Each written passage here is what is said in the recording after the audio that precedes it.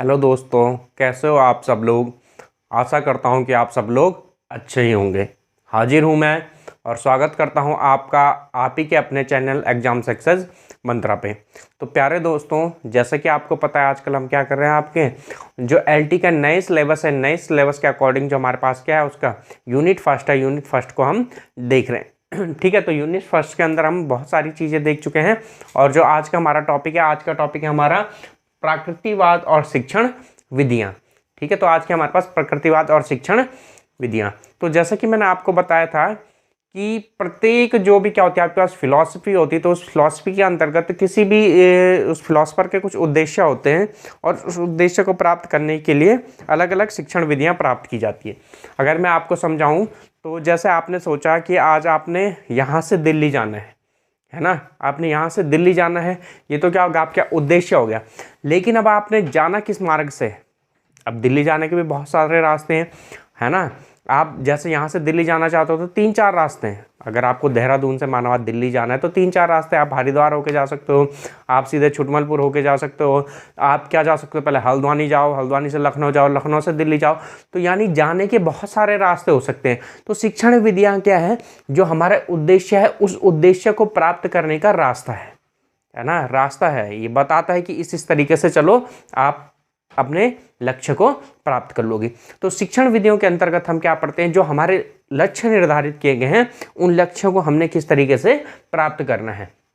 तो जैसे कि मैंने आपको बताया था, जो शिक्षण विधियां हैं किसकी, मतलब जो प्राकृतिकवाद जो शिक्षा के उद्देश्य हैं वो क्या उद्देश्य हैं उनके, ठीक है, इंद्रियों के अधिक से अधिक प्रयोग द्वारा बच्चों को सिखाना। तो जो इनकी शिक्षण विधियां होंगी वो शिक्षण विधियों में भी क्या हो रहा होगा, इंद्रियों का अधिक से अधिक प्रयोग हो रहा है। यानी जो इन्होंने बालक को सिखाने की विधियां बनाई होंगी वो विधियां इस प्रकार की होंगी जिनमें इंद्रियों का अधिक से अधिक प्रयोग हो रहा हो। किसी में 2 इंद्रियां, 3 इंद्रियां या 5 इंद्रियां, है ना, इस तरीके का प्रयोग हो रहा है। या बच्चा स्वतंत्र वातावरण में सीख रहा हो, बिना अध्यापक के सीख रहा हो, अध्यापक केवल मार्गदर्शक की भूमिका में हो। इस तरीके की जो विधियां होंगी शिक्षण विधियां किसके द्वारा बताई गई होंगी हमें, ठीक है, प्रकृतिवादी जो फिलोसोफर है उनके द्वारा हमें बताई गई होगी। यानी जो नेचुरलिस्टिक फिलोसोफर है उनके द्वारा ये सारी विधियां हमें बताई गई होंगी। अब देखिए, इनकी शिक्षण विधियां सीखने से पहले हम कुछ बातें समझ लेते हैं। जो नेचुरलिस्टिक फिलोसोफर थे हमारे, उन्होंने क्या क्या बातें कही हैं। तो देखिए, अपने छात्रों को मौखिक मत पढ़ाओ, उसे अनुभव से सीखने दो। ये किसने कहा था, रूसो ने कहा था। क्या कहा था, अपने छात्रों को मौखिक मत पढ़ाओ, ठीक है, अपने छात्रों को मौखिक मत पढ़ाओ, उन्हें किससे सीखने दो, अनुभवों से सीखने दो। अर्थात क्या हुआ कि आपको यहाँ पर लेक्चर नहीं बताना है, बच्चे को लेक्चर नहीं देना है कि भाई चांद पर ये चीज़ें होती हैं, या आप मिट्टी में ये चीज़ें पाई जाती हैं, मिट्टी से खेलोगे तो ऐसा होता है। ये आप तो उसको केवल लेक्चर नहीं देना, आप बच्चे को बोलो आप जाओ मिट्टी में खेलो और सीखो वहाँ से आप क्या सीख रहे हो, है ना। तो यही बात रूसो ने क्या कही थी कि अपने छात्रों को मौखिक मत पढ़ाओ, उसे अनुभव से सीखने दो। यानी आप बच्चे को कहे, आप जिस चीज़ को भी सिखाना चाहते हो बच्चे को, जा भाई वहाँ जा और सीख कर, उसके साथ खेल, अनुभव ले, अपनी इंद्रियों द्वारा उसको महसूस कर, और जो इंद्रियों द्वारा वो महसूस करेगा उसी से उसका ज्ञान का निर्माण होगा। इसी के साथ साथ जो हमारे पास क्या है, रूसो है, रूसो ने यहीं पर एक बात और कही थी कि आपको कभी भी लेक्चर नहीं देना है। लेक्चर देना है वहां पर देना है जहां आप बच्चों द्वारा कोई प्रत्यक्ष क्रिया ना करवा पाओ। अगर आपको लेक्चर देना है तो केवल और केवल तभी देना है जब आप बच्चे से कोई प्रत्यक्ष क्रिया ना करवा पाओ। अब कहाँ नहीं करवा पाते आप प्रत्यक्ष क्रिया, जैसे हमने बताया कि जो सूर्य है, सूर्य पर क्या होता है, नाभिकीय संलयन अभिक्रिया द्वारा सूर्य हमें क्या देता है, ऊष्मा देता है। तो अब हम बच्चा सूरज पर तो जा नहीं सकता, है ना, तो यहाँ पर हम उसको क्या दे सकते हैं, व्याख्यान द्वारा समझा सकते हैं। लेकिन जब हम उसको व्याख्यान द्वारा समझाएंगे तो उसके बाद हमें उस जो हमने उसको व्याख्यान द्वारा समझाया उसका मॉडल बनाना है और मॉडल के द्वारा उसको नॉलेज देना है। क्योंकि जितना वो विजुअली अपनी जो उसकी क्या है सेंसेस है, उन सेंसेस के द्वारा महसूस करेगा उतना अच्छा बच्चा सीखेगा। तो इसने कहा आप कभी भी बच्चे को व्याख्यान द्वारा मत पढ़ाओ, उससे कर कर सीखने दो। हाँ, अगर आपको व्याख्यान देना है जहाँ पर बच्चे से बिल्कुल हम मतलब कोई ऐसा असंभव कार्य है जिसे हम क्रिया द्वारा नहीं करवा सकते, आप पहले बच्चे को व्याख्यान दीजिए। व्याख्यान देने के बाद आप उसके लिए क्या बनाइए, कुछ इस तरीके की चीज़ें बनाएं जिससे वो अपनी सेंसेस के द्वारा उस चीज़ को समझ सके। तो ये आपकी समझ में आ गया होगा। अब इसी तरीके से अगला आता है हमारे पास, रॉस आते हैं। रॉस ने क्या कहा था, प्रकृतिवादी शिक्षक अपनी व्याख्याओं की अपेक्षा बालक के शैक्षिक अनुभवों को महत्व देता है। किसने कहा था, रॉस ने कहा था। क्या कहा था उन्होंने? ठीक है, जो प्रकृतिवादी शिक्षक होते हैं वो व्याख्याओं की अपेक्षा शैक्षिक अनुभवों को महत्व देता है।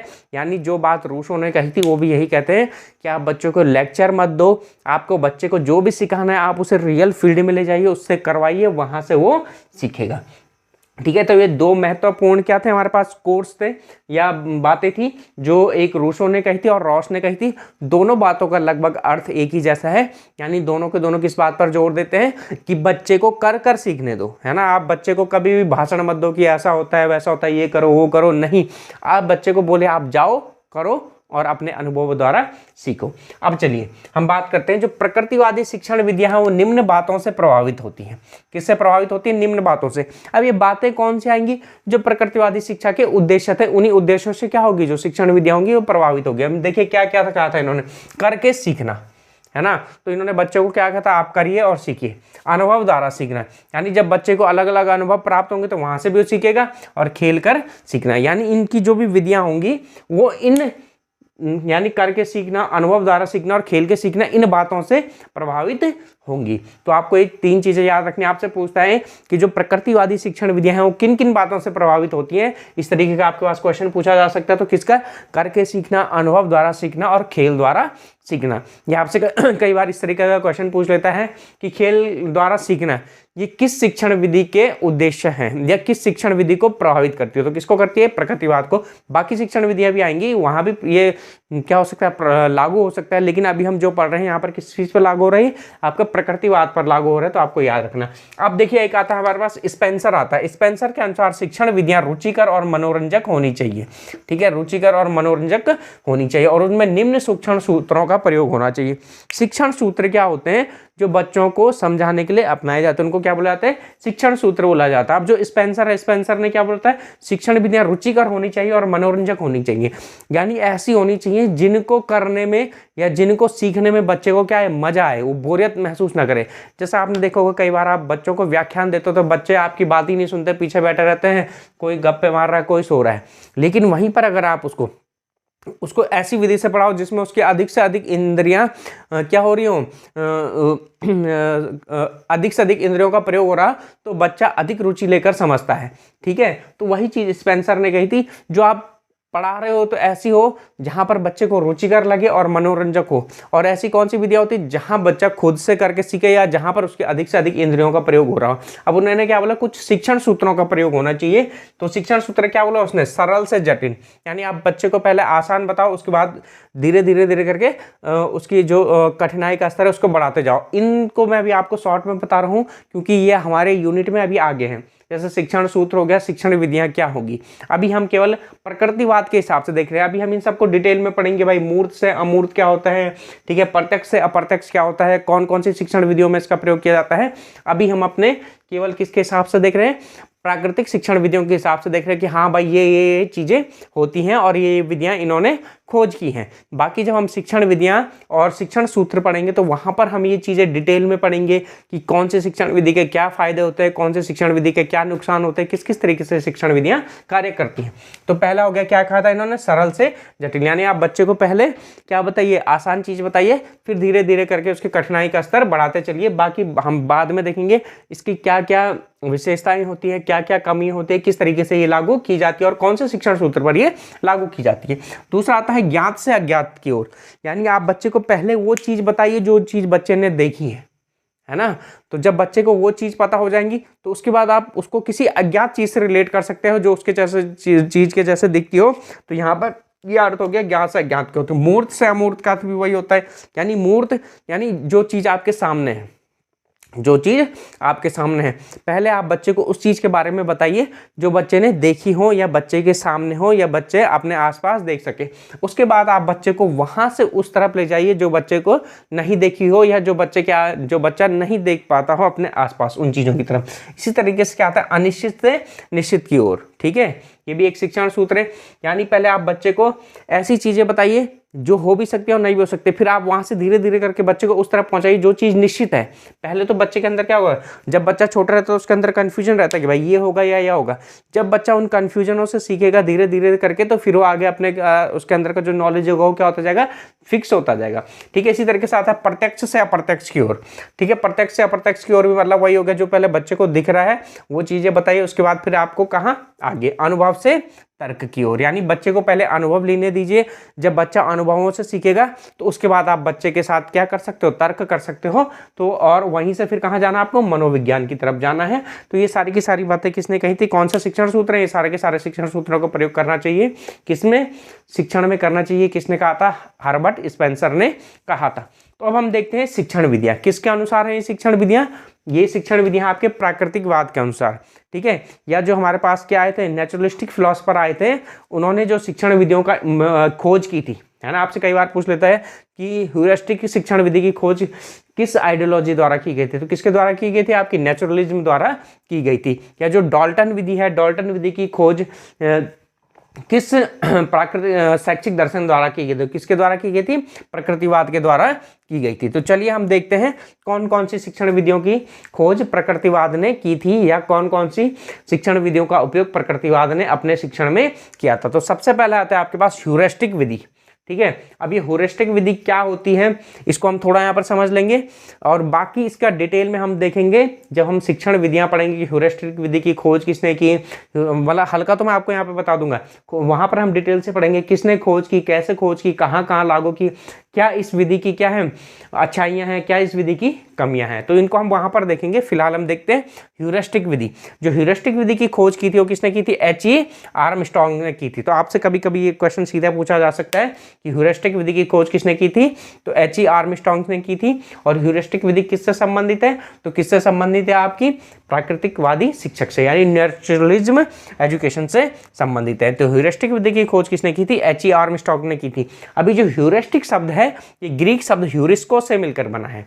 ठीक है, जो ये आपका क्या है, ठीक है, ह्यूरिस्टिक शब्द है किससे बना है, ग्रीक शब्द ह्यूरिस्को से बना है, जिसका अर्थ होता है मैं खोजता हूं। क्या होता है, जिसका अर्थ मैं खोजता हूं।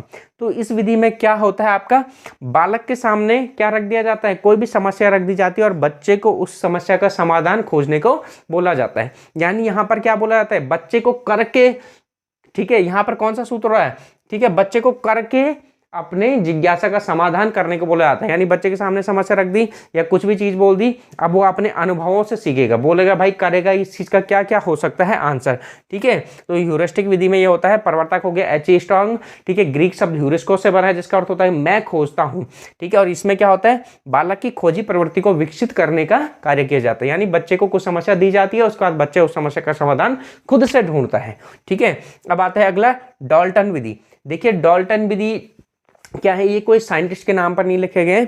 डाल्टन विधि का अर्थ होता है प्रयोगशाला विधि। ठीक है, डाल्टन का अर्थ क्या होता है, प्रयोगशाला विधि। अब इसको डाल्टन विधि क्यों बोला जाता है, क्योंकि जो अमेरिका में, ठीक है, क्या है, एक शहर है डाल्टन। ठीक है, ये डाल्टन है जो अमेरिका में एक शहर है। इस शहर में जो आपकी क्या थी, एक, ठीक है, हेलन पार्कहर्स्ट थी। इस शहर में रहकर इन्होंने इस विधि की खोज की, तो इसलिए इसको क्या बोला जाता है, डाल्टन विधि बोला जाता है। ठीक है, तो डाल्टन विधि क्या है, प्रयोगशाला विधि है। कई बार आप इसको सीधे सीधे प्रयोगशाला विधि भी बोला जाता है, तो आपको यह भी ध्यान रखना है कि प्रयोगशाला विधि का अन्य नाम क्या है, डाल्टन विधि भी है। तो इसके प्रवर्तक कौन है, हेलन पार्कहर्स्ट। ठीक है, मिस हेलन पार्कहर्स्ट, ये क्या थी, महिला थी। ठीक है, तो इस डाल्टन विधि की प्रवर्तक हेलन पार्कहर्स्ट थी। और इसको डाल्टन विधि क्यों कहा जाता है, क्योंकि अमेरिका में डाल्टन नामक शहर में रहकर उन्होंने इस विधि को क्या किया था, इस विधि पर प्रयोग किया था। अब देखिए जो डाल्टन विधि है कौन से 8 से 12 वर्ष के बालकों के लिए अपनाई जाती है। किसके लिए अपनाई जाती है, आपसे कई बार पूछा जाता है कि डाल्टन विधि किन छात्रों पर लागू होती है, कितने वर्ष के छात्रों पर लागू होती है। तो कितने वर्ष के छात्रों पर लागू होती है, 8 से 12 वर्ष के छात्रों पर लागू होती है। और इसमें होता क्या है, प्रयोगशालाओं के द्वारा शिक्षण दिया जाता है बच्चों को। इसमें क्या होता है, प्रत्येक विषय के लिए एक प्रयोगशाला बना दी जाती है और वहां जाकर बच्चे स्वतंत्र रूप से सीखते हैं। बच्चे खुद से समस्या खोजते हैं, समस्या बनाते हैं और उन प्रयोगशालाओं में खुद से उन समस्याओं का समाधान ढूंढते हैं। तो उसी को क्या बोला जाता है, आपकी डाल्टन विधि बोला जाता है, या इसको प्रयोगशाला विधि भी बोला जाता है। और इस विधि में होता क्या है, प्रत्येक सब्जेक्ट के लिए या प्रत्येक विषय के लिए प्रयोगशालाएं बना दी जाती है। साइंस की होगी, मैथ की होगी, ठीक है, और अन्य सब्जेक्ट की भी क्या होती है, प्रयोगशालाएं बना दी जाती हैं। वहाँ बच्चे जाते हैं खुद से समस्या लाते हैं और खुद से उन समस्याओं का समाधान भी ढूंढते हैं। तो उसी को क्या बोला जाता है, आपका डाल्टन विधि बोला जाता है। अगला आता है आपका प्रत्यक्ष विधि या डायरेक्ट विधि। तो इस विधि के जो प्रवर्तक है वो कौन है, वीपी वाकिल है। क्या है, कौन है इस विधि के प्रवर्तक, वीपी वाकिल है। अब जो ये विधि होती है ये भाषा के शिक्षण की सर्वश्रेष्ठ विधि है। आपसे कई बार पूछा जाता है कि प्रत्यक्ष विधि क्या होती है, तो प्रत्यक्ष विधि क्या होती है, भाषा के शिक्षण की सर्वश्रेष्ठ विधि होती है। अब इस विधि में होता क्या है, मैं आपको थोड़ा समझा देता हूँ। देखिए प्रत्यक्ष, बाकी हम वहाँ डिटेल में पढ़ेंगे जहाँ मैंने आपको बताया, जब हम शिक्षण विधियाँ पढ़ेंगे। देखिए प्रत्यक्ष विधि में क्या होता है, प्रत्यक्ष विधि में ये कहा जाता है कि अगर आपको बच्चे को कोई भी भाषा सिखानी है तो उस भाषा को सिखाने के लिए आपको बच्चे को उस भाषा के अक्षरों का ज्ञान देना जरूरी नहीं है। यहाँ पर केवल सिखाने की बात हो रही है। जैसे आपने देखा होगा जब बच्चा छोटा होता है तो बच्चा क्या होता है, सुन सुन के आप बोलने लगता है ना। आप उसको जब छोटा होता है बच्चा तो उसे आ ई थोड़ी ना सिखाते हो, बस वो क्या करता है, अपने परिवेश से सुनता है और सुन के ही शब्दों का उच्चारण करने लगता है। तो वही चीज इन्होंने भी क्या कही थी, वीपी वाकिल ने कहा था कि अगर हमें बच्चे को कोई भी भाषा सिखानी है तो भाषा सिखाने के लिए बच्चे को उस भाषा की वर्णमाला सिखाना आवश्यक नहीं है। अब आप बच्चे के साथ बस क्या कीजिए, उसी भाषा में बोलिए और बच्चे को भी यही इंस्ट्रक्शन दीजिए कि बच्चे भी उसी भाषा में बोलेगा। तो धीरे धीरे करके बच्चा वो भाषा बोलने लगता है। जैसे कि मैंने आपको उदाहरण दिया कि जब बच्चा छोटा होता है तो वो बहुत सारे शब्द खुद से बोलने लगता है बिना स्कूल गए।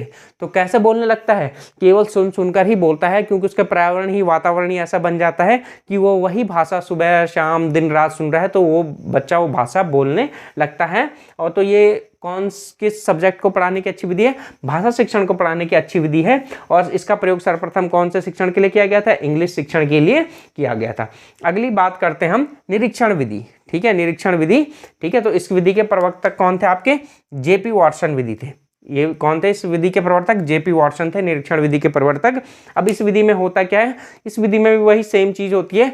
इसमें क्या किया जाता है, बालकों के सामने कोई समस्या रख दी जाती है और बालक स्वतंत्र रूप से उस समस्या का समाधान खोजते हैं। हाँ, अध्यापक होता है वो उन समस्याओं को हल करने के तरीके बताता है कि किस तरीके से, तरीके भी नहीं बताता, केवल बताता कि ऐसे ऐसे हो सकता है। बाकी बालक उस समस्याओं का क्या करते हैं, निरीक्षण, यानी एक निरीक्षण से आप इस तरीके से समझ सकते हो कि जैसे बच्चों ने कुछ सोचा कि भाई इस समस्या को हल करने के ये तरीके हो सकते हैं, अब वो उन सब तरीकों को अपनाएंगे। पहला तरीका अपनाया, अच्छा इससे हल नहीं हो, फिर दूसरा, तीसरा, चौथा, इस तरीके से वो तब तक अलग अलग तरीकों को अपनाते रहेंगे जब तक उनको समस्या का हल नहीं मिल जाता। और जो आखिरी विधि आती है, ठीक है, प्रकृतिवाद द्वारा जो दी गई है, वो कौन सी आती है, खेल विधि आती है। कौन सी विधि आती है, खेल विधि आती है। अब इस विधि के प्रवर्तक कौन है, हेनरी कोल्डवेल कुक। ये क्या थे आपके, ये एक इंग्लैंड के गणितज्ञ थे। ठीक है, जो हेनरी कोल्डवेल कुक हैं, क्या है, एक गणितज्ञ थे इंग्लैंड के। तो इन्होंने क्या देखा, इनके पास जब छोटे छोटे बच्चे आते तो इन्होंने क्या देखा कि जो बच्चे हैं जब उनको खेल खेल में पढ़ाया जाए तो उनको बोझ भी नहीं लगता है और वो आसानी से सीख भी जाते हैं। ठीक है, तो खेल विधि के प्रवर्तक कौन है, हेनरी कोल्डवेल कुक हो गए। अब इस विधि का प्रयोग कहाँ किया जाता है, तो इस विधि का उपयोग किया जाता है छोटे बच्चों के हेतु किया जाता है। अब खेल विधि में बहुत सारी शिक्षण विधियां आती हैं, उनमें से एक इंपॉर्टेंट आती है आपकी किंडरगार्टन विधि। तो किंडरगार्टन, जैसे आपने वर्तमान समय में तो आपको पता ही होगा, जो नगरों या महानगरों में रहते होंगे तो वहाँ बच्चे को सीधे क्लासों में नहीं डाला जाता, पहले किस में जाता है, किंडरगार्टन में डाला जाता है, फिर प्री प्राइमरी, फिर प्राइमरी, इस तरीके से चलता है बच्चा। तो जो किंडरगार्टन विधि है ये भी क्या आती है, खेल विधि के अंतर्गत आती है। और इसकी खोज किसने की थी, आपकी फ्रॉबेल ने की थी। ठीक है, तो ठीक है दोस्तों, आशा करता हूँ कि जो मैंने आपको बताया आपकी समझ में आया होगा। अगर आपकी समझ में यह नहीं आया, आपकी समझ में कोई भी डाउट आता है तो मैं हमेशा ही कहता हूँ कि आप क्या करिए, वो डाउट कहाँ उठा सकते हैं, आप कमेंट में उठा सकते हैं। मैं वो कमेंट देख लूँगा और पूरी कोशिश करूँगा कि आपके उस डाउट को सॉल्व कर दिया जाए। और मैं आपसे एक बात और बताना चाहता हूँ, कल हम देखेंगे यहाँ पे, ठीक है, प्रकृतिवाद के अनुसार शिक्षक, यानी शिक्षक की क्या भूमिका होनी चाहिए, और प्रकृतिवाद के अनुसार विद्यालय। तो जैसे ही हम कल ये करेंगे तो वैसे ही हमारा प्रकृतिवाद खत्म हो जाएगा। उसके बाद हमारा जो अगला टॉपिक होगा उसकी तरफ मूव करेंगे, और अगला टॉपिक मैं सिलेबस के अकॉर्डिंग देख के बताऊंगा आपको। जो भी सिलेबस में आपका अगला टॉपिक है वही हम स्टार्ट करेंगे, क्योंकि हम क्या चल रहे हैं, आपके सिलेबस को एक तरफ से कंप्लीट करेंगे।